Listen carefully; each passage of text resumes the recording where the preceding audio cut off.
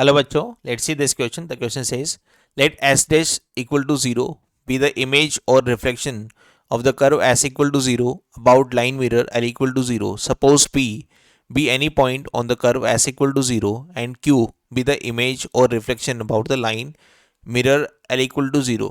Then q will lie on s dash equal to 0. How to find the image or reflection of a curve? Let the given curve be as f of x comma y equal to 0 and the line mirror L ax plus by plus c equal to 0. We take a point P on the given curve in parametric form. Suppose Q be the image or reflection of point P about line mirror L equal to 0, which again contain the same parameter. Let Q phi of t comma psi of t, where t is the parameter. Now let x equal to psi of t and y equal to phi of t and x equal to phi of t and y equal to psi of t. Eliminating t, we get the equation of the reflected curve as stage the image of the line 3x minus y equal to 2 in the line y equal to x minus 1 is. देखिए बच्चों, आपको basically यहाँ पर क्या बता रखा है कि ये जो डायग्राम दे रखा है ना, इस डायग्राम में अगर मैं इस पॉइंट का रिफ्लेक्शन देखता हूँ इस लाइन एल इक्वल टू 0 के रेस्पेक्ट में, तो वो क्या आता है, क्यू पर आता है यहाँ पर. या इस पूरे कर्व का रिफ्लेक्शन निकाला जाए तो किस तरह से आता है, इस तरह से. इस वाले पॉइंट का रिफ्लेक्शन यहाँ आ जाएगा, इस वाले पॉइंट का रिफ्लेक्शन यहाँ आ जाएगा. ठीक है, तो ये बोल रहा है how to find the image और रिफ्लेक्शन ऑफ कर्व.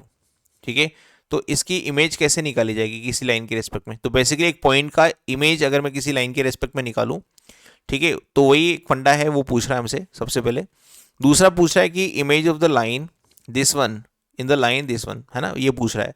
तो बेसिकली क्वेश्चन तो हमारा यही है, ये क्वेश्चन है, बस वो तो एक तरीका पूछ रहा है कि किस तरह से निकाला जाएगा. तो उसको ओरली हम देख लेते हैं. ये पॉइंट x1 y1 हमारे पास है, हमने ये गिवन होगा, लाइन भी आपको गिवन होगी. ये पॉइंट मैं एज्यूम कर लूँगा. ये पॉइंट मैं कैसे कर लूँगा, एज्यूम. जैसे सपोज करो ये हमारे पास है a x plus b y plus c equal to 0. तो इसको मैं कैसे लिखूँगा, b y equal to minus a x minus c. तो y इक्वल टू कितना हो जाएगा, minus a by b x minus c by b. इस तरह से x को मैं अल्फा ले लूँगा, अगर x अल्फा होगा तो y कितना हो जाएगा, minus a by b alpha minus c by b. ये हमारे पास पॉइंट हो जाएगा ये वाला.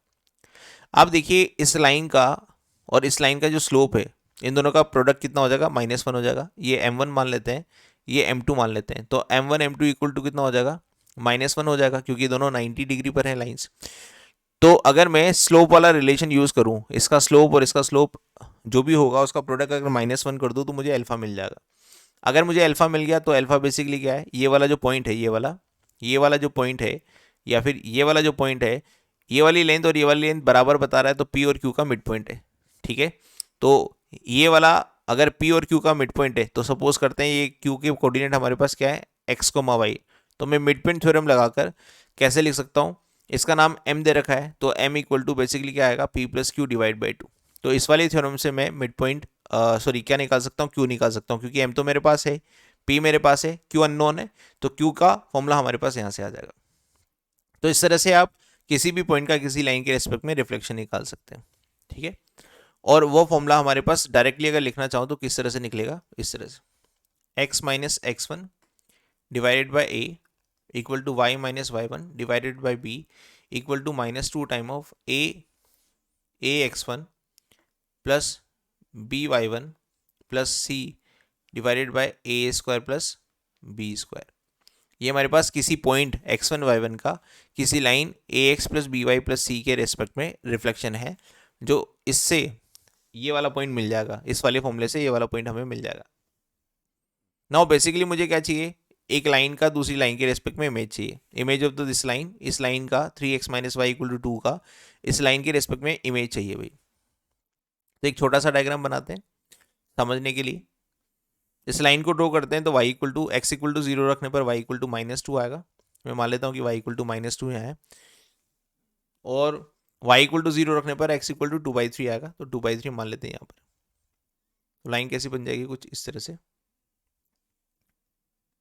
सपोज करिए लाइन बनी आपके पास 3x minus y equal to 2. Now दूसरी लाइन क्या है, y equal to x minus 1. तो y equal to x minus 1, x equal to 0 रखने पर y -1 आ रहा है कुछ यहाँ पर, और y इक्वल टू 0 रखने पर x इक्वल टू 1 आ रहा है कुछ यहाँ पर। तो हमारे पास लाइन कुछ इस तरह से बन जाएगी, कुछ इस तरह से y equal to x minus 1। अब ये पॉइंट ऑफ इंटरसेक्शन ये हमारे पास आ गया। मुझे basically image of the line, इस लाइन का इमेज लेना है, ये वाली लाइन का। मैं कलर चेंज कर देता हूँ। इस लाइन का हमें क्या चाहिए, इमेज चाहिए इस वाली लाइन का, रेड वाली लाइन का। और किसके रेस्पेक्ट में चाहिए, इस लाइन के रेस्पेक्ट में चाहिए, दूसरी वाली लाइन के ना। तो सबसे पहले मैं पॉइंट ऑफ इंटरसेक्शन ही निकाल लेता हूँ। पॉइंट ऑफ इंटरसेक्शन बेसिकली इस लाइन का, इस लाइन के इस पॉइंट ऑफ इंटरसेक्शन का अगर इमेज निकाला जाए वो तो सेम ही रहेगा। अगर मैं इस, मान लो ये वाला पॉइंट को एज्यूम कर लेता हूँ और इस वाले पॉइंट का अगर मैं इमेज निकाल लेता हूँ इस लाइन के रेस्पेक्ट में, तो वो कहाँ आएगा, यहाँ पर कहीं आएगा। ये लेंथ बराबर और ये 90 डिग्री, तो इमेज यहाँ जाएगा। और वो कैसे निकलेगा, इस वाले फॉर्मूले से निकल जाएगा।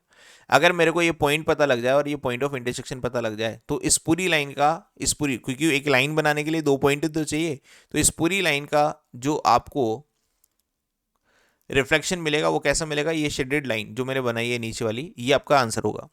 तो सबसे पहले मैं पॉइंट ऑफ इंटरसेक्शन निकाल लेता हूँ। तो point of intersection of these two lines वो क्या हो जाएगा, देखिए 3x minus y equal to 2, और दूसरा लिख देता हूँ x minus y equal to 1, x minus y equal to 1। Now दोनों का हम डिफरेंस ले लेते हैं। डिफरेंस लेने से ये दोनों तो कैंसिल हो जाएंगे, यहाँ आ जाएगा 2x, यहाँ आ जाएगा 1, तो x इक्वल टू तो हाफ आ गया। नाउ y की वैल्यू निकाल लेते हैं। तो y equal to half minus 1, तो y इक्वल टू कितना आ गया, माइनस का हाफ आ गया। मतलब पॉइंट ऑफ इंटरसेक्शन तो हमारे पास आ गया, पॉइंट ऑफ इंटरसेक्शन हमारे पास आ गया हाफ कोमा माइनस का हाफ। अब कोई भी एक पॉइंट लेट करते हैं, let any point on line, let any point on the line line कौन सी है, 3x minus y equal to 2। तो इसके ऊपर कोई पॉइंट मानते हैं, वो पॉइंट हमारे पास कुछ इस तरह से हो जाएगा। जैसे मैं अगर x इक्वल टू 1 ले लूँ, x इक्वल टू 1 और x इक्वल टू 1 ले लें, और x इक्वल टू 1 ले लें, तो ये बन जाएगा प्लस का 3, और प्लस का 3 इधर आएगा तो माइनस का 3, तो 1 बन जाएगा, y इक्वल टू 1। तो 1,1 ले लेते हैं। 1,1 हमें लग रहा है कि यहाँ कहीं होगा इस तरह से ना। तो 1,1 इस लाइन के ऊपर कोई पॉइंट एज्यूम कर लेते हैं। अब इसका इमेज निकाल रहा हूँ, image of 1,1 with respect to line, image of 1,1 with respect to line हमारे पास क्या है, y equal to x minus 1, इसके रेस्पेक्ट में हम इमेज लेने वाले हैं। तो इस वाले फॉर्मूले से, ऊपर वाले फॉर्मूले से हम ले लेंगे x minus x1 upon a, तो a की वैल्यू क्या है 1, y minus y1 upon b, वो कितना है -1, और -2 टाइम ऑफ, इस पॉइंट को लाइन में रख देंगे, तो 1 -1 divided by a square plus b square, वो हो जाएगा 2।